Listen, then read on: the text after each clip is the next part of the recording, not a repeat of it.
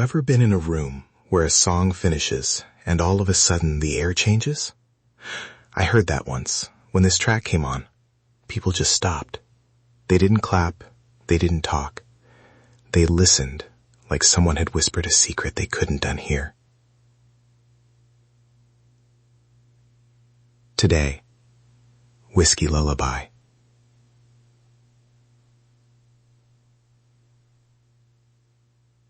Welcome back to Ranch Beat, where every country song has a story, and we tell it. I'm Sam. I'll hold the historical scaffolding while James pulls the thread of feeling. Ready to get quiet with me? I'm James. Quick note before we go further. This episode discusses death and alcohol-related self-harm. We keep the detail respectful and avoid graphic description. If that feels heavy, take care of yourself as we listen. Good call. Now, the basics. Whiskey Lullaby, Brad Paisley and Alison Krauss, U.S., early 2000s. On the surface, it's a duet about regret, but underneath, it's braided with Appalachian murder ballad DNA and a production that chooses silence over ornament. Right. And here's what most people don't know. The demo was tiny. A melody, a few stark images, a title that reads like a contradiction. A lullaby soothes. Whiskey numbs. Put them together, and you get a line of logic where sleep and oblivion blur into one another. That paradox sets the whole emotional compass. Let me paint the picture. Bill Anderson and John Randall wrote a two-perspective narrative. There's a man's collapse and a woman's collapse, but the song never names them. It reads like two obituaries that overlap. The duet becomes not just harmony, but a passing of sentences between two lives. Right. The casting is the thesis. Brad's warm, conversational country voice against Alison's almost hymn-like fragility. On paper, that pairing looked risky. Label execs worried it wouldn't sit on country radio. Yet that tension is the point. Paisley grounds the narrative. Krauss makes the memory float. Most folks don't know that Alison deliberately pulled back. She doesn't soar to sell the moment. She tucks into corners.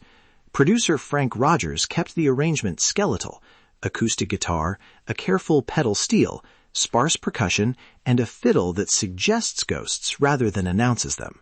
Listen to this lyric. He put that bottle to his head and pulled the trigger. It's brutal in its bluntness. And because the rest of the song is so measured, that single line lands like a cold fact.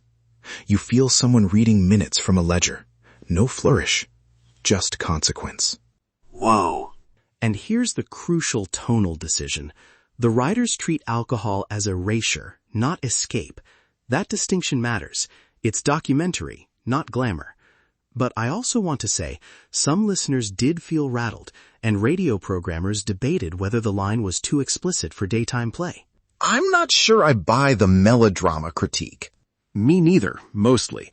But let me push back a bit. When a song literally names death in that line, some critics read the bluntness as a move toward shock rather than subtlety. Radio standards at the time were also cautious. Programmers feared backlash if listeners heard that line without context. Fair. I'm with you on the context part. I think restraint in the rest of the production keeps it from tipping into spectacle. The quiet makes that lyric feel like an entry in a case file, not a cry for attention. But I get why people winced. Studio players told an interesting story. They were asked to play as if you were overhearing someone through a cracked window. The fiddle player later said they bowed softer than usual, only a phrase or two, so the instrumental voice never competed with the singers. Tiny choices like that shape everything. That's the craft showing up. And there are other little production tricks.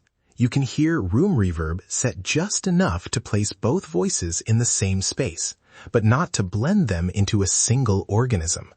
The result sounds like two people in the same house who never quite speak to each other. All right, close your eyes for a second. Picture the opening guitar, open voicing, suspended tones that don't resolve quickly. That creates unease before a single word lands. Then the chorus. Krauss often doubles a line or drops a counter melody instead of full harmonies. Sparse equals weight here. Listen for the breaths. There's a tiny inhale before the second verse that feels like someone holding themselves together. When Alison slips into a lower register near the bridge, it reads like a confession, not a performance. Those exhalations are the song's punctuation marks. You can also catch reharmonizations, brief moments where a chord moves to an unexpected tone and leaves you off balance. The session players rehearsed those until they felt inevitable, which is a reminder. What sounds natural is usually the result of careful repetition. Before this was a chart moment, it was just a paper idea. The decision to pair Paisley with Krauss nearly fell apart over radio worries. But the risk paid off. Awards came, yes, but more importantly, the song became one of those late-night jukebox whispers. People play it when they want to feel understood, not entertained. And for creators, the lesson is clear. Restraint and casting matter as much as a good line. Let the arrangement breathe. Let the singers inhabit space rather than fill it.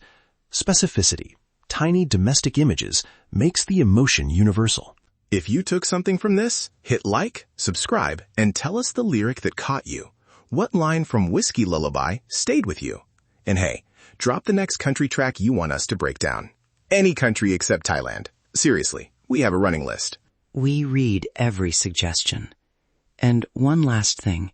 If this episode stirred up difficult feelings, reach out to someone you trust. Songs like this touch real pain.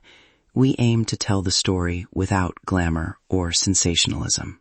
That's the story behind Whiskey Lullaby. The writing, the studio choices, and the pairing that turned a quiet demo into a haunting duet. Next time you hear it, listen for Alison's tiny harmonies. They tell you who's left in the room. Ranch Beat, where every country song has a story, and we tell it. See you in the next one. Tell us, what lyric are you carrying out tonight?